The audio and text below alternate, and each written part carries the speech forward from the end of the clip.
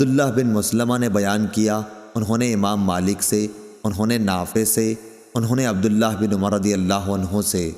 کہ رسول کریم صلی اللہ علیہ وسلم نے فرمایا، غلام جو اپنے آقا کا خیر خواہ بھی ہو اور اپنے رب کی عبادت بھی اچھی طرح کرتا ہو تو اسے دگنا ثواب ملتا ہے۔ صحیح بخاری حدیث نمبر 2546۔ سفیان ثوری نے خبر دی صالح سے، انہوں نے شعبی سے، انہوں نے ابو بردہ سے اور ان سے ابو موسیٰ اشعری رضی اللہ عنہ نے بیان کیا کہ رسول کریم صلی اللہ علیہ وسلم نے فرمایا، جس کسی کے پاس بھی کوئی باندی ہو اور وہ اسے پورے حسن و خوبی کے ساتھ ادب سکھائے، پھر آزاد کر کے اس سے شادی کر لے تو اسے دگنا ثواب ملتا ہے،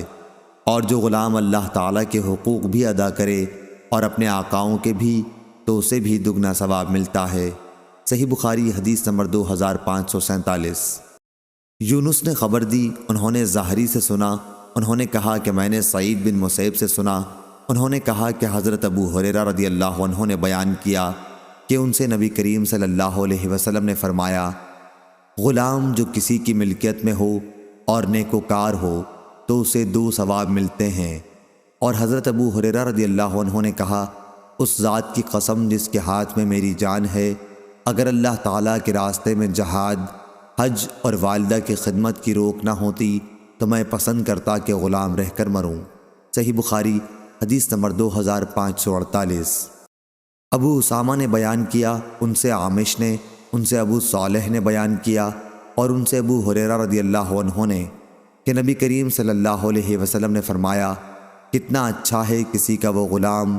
جو اپنے رب کی عبادت تمام حسن و خوبی کے ساتھ بجا لائے اور اپنے مالک کی خیر خواہی بھی کرتا رہے۔ صحیح بخاری حدیث نمبر 2549۔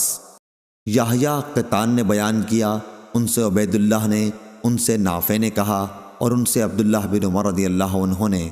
کہ رسول اللہ صلی اللہ علیہ وسلم نے فرمایا، جب غلام اپنے آقا کی خیر خواہی کرے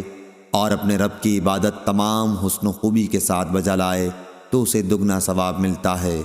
صحیح بخاری حدیث نمبر 2550۔